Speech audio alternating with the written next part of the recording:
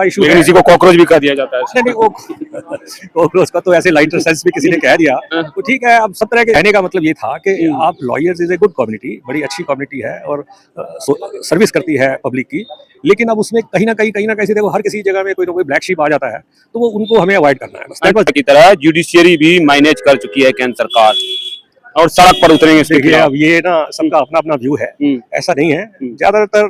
जी देखो, वही मैंने जैसे कहा कि हर सिस्टम में, हर किसी ऑर्गेनाइजेशन में ब्लैक शीप्स होने को आप रूल आउट नहीं कर सकते, बट बाय एंड लार्ज ये एक जुडिशरी ही एक इंस्टीट्यूशन जो है बना है, जो अभी तक काफी हद तक मतलब हाँ ठीक ठाक है। बंगाल में चुनाव हुआ और रीजनिंग से हुआ, रीजनिंग से जबरदस्ती हुआ, कोर्ट अगर ध्यान देते ना तो वहाँ बीजेपी हार जाती। नहीं, ऐसा ऐसा नहीं, मेरा कहना नहीं है। कोर्ट का उसमें रोल ही नहीं है।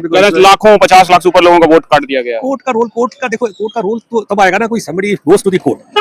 कोर्ट गए हैं तृणमूल। नहीं, देखो कोर्ट का जो काम है एडमिनिस्ट्रेशन का काम नहीं है। कोर्ट का ऐसा काम नहीं है कि उसने इलेक्शन कंडक्ट करना है। कोर्ट ने तो जो लॉ बना हुआ है, इलेक्शन कमीशन का लॉ है या सरकार का नाम है, उसको इंटरप्रेट करना है कि ये एनसीएलटी के चेयरमैन हैं सर हमारे सामने। आज का मीटिंग का क्या उद्देश्य रहा?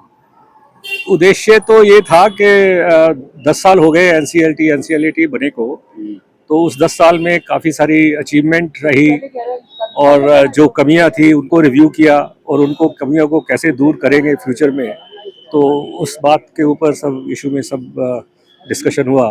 तो काफ़ी लोग उसमें, जो लोग मैटर करते हैं डिसीजन मेकिंग में, वो सब थे। उन्होंने हमारे पॉइंट नोट भी किए, तो I think it was a very good event.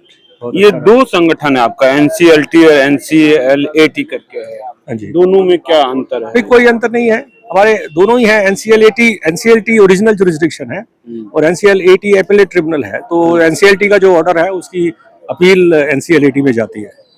ये जो बार एसोसिएशन है, supreme court bar association, high court Delhi bar association, इससे कितना अलग है आपका?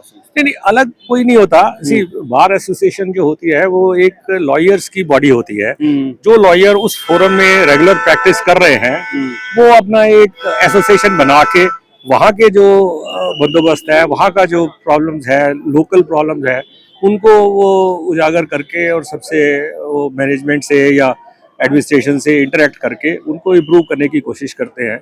लॉयर्स की प्रॉब्लम है, क्योंकि अब जो सुप्रीम कोर्ट में बार है, वो सुप्रीम कोर्ट के जो प्रॉब्लम्स है वो डिस्कस करते हैं। हमारी जो बार है, हमारी जो अपनी जो लोकल प्रॉब्लम्स है, वो हम लॉयर्स की प्रॉब्लम उनको एड्रेस करके करते हैं।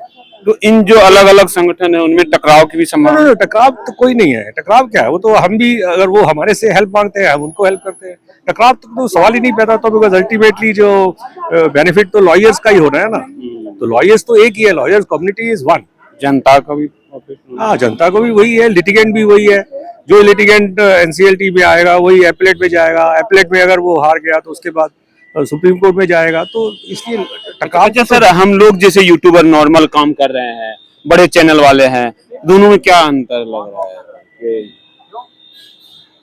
अब ये तो छोटा बड़ा मेरे हिसाब से तो कोई नहीं होता।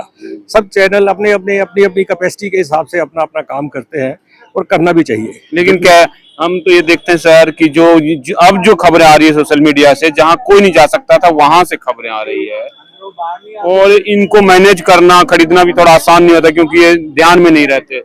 अब वो ठीक है, वो इंफ्रास्ट्रक्चर जो की प्रॉब्लम है, आपका प्रॉब्लम स्ट्रक्चर ठीक हो जाए, तो इसलिए अब वो तो देखो अपना अपना सबका इशू है। लेकिन इसी को कॉकरोच भी कह दिया जाता है। नहीं, वो कॉकरोच का तो ऐसे लाइटर सेंस में किसी ने कह दिया, तो ठीक है। अब सब तरह के उसी के नाम पे पार्टी बना लिया किसी। नहीं, उसमें तो कोई खास बात नहीं है, वो ऐसे ही मजाक की बात है। बट उनका जो कहने का मतलब ये था कि आप lawyers is a good community, बड़ी अच्छी कम्युनिटी है और सर्विस करती है पब्लिक की, लेकिन अब उसमें कहीं ना कहीं से देखो हर किसी जगह में कोई ना कोई ब्लैक शीप आ जाता है, तो वो उनको हमें अवॉइड करना है बस। That was the object. अंतिम सर क्वेश्चन है, थोड़ा कठिन है लेकिन देना चाहिए आपको।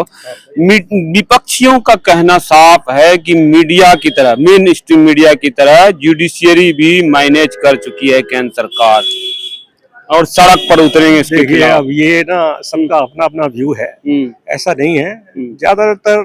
जी देखो, वही मैंने जैसे कहा कि हर सिस्टम में, हर किसी ऑर्गेनाइजेशन में ब्लैक शीप्स होने को आप रूल आउट नहीं कर सकते, बट बाय एंड लार्ज ये एक जुडिशरी ही एक इंस्टीट्यूशन जो है बना है, जो अभी तक काफी हद तक मतलब हाँ ठीक ठाक है। औरों से Because ठीक है। आपने अगर पुराने देखो, बचपन की बात हम करते हैं, आपकी दो बहस होती है ना, एक लड़ाई होती है, अच्छा मैं तुम्हें कोर्ट में देखूंगा, तो वो क्यों कहता है कोर्ट में देखूंगा? बिकॉज कोर्ट में उसका कॉन्फिडेंस है ना। नहीं, ये तो कह रहे हैं हाँ, कि जो बंगाल में चुनाव हुआ और रीजनिंग से हुआ, रीजनिंग से जबरदस्ती हुआ, कोर्ट अगर ध्यान देते ना तो वहाँ बीजेपी हार जाती। नहीं ऐसा ऐसा नहीं, मेरा कहना नहीं है, कोर्ट का उसमें रोल ही नहीं है। कह रहे हैं बिकॉज लाखों 50 लाख से ऊपर लोगों का वोट काट दिया गया। कोर्ट का देखो, कोर्ट का रोल तो तब आएगा ना, कोई somebody goes to the court। कह रहे हैं वो तो गए हैं तृणमूल जो। नहीं नहीं, देखो कोर्ट का जो काम है एडमिनिस्ट्रेशन का काम नहीं है। हम्म, कोर्ट का ऐसा काम नहीं है कि उसने इलेक्शन कंडक्ट करना है। हम्म, कोर्ट ने तो जो लॉ बना हुआ है, इलेक्शन कमीशन का लॉ उसी के है या हिसाब सरकार का नाम है,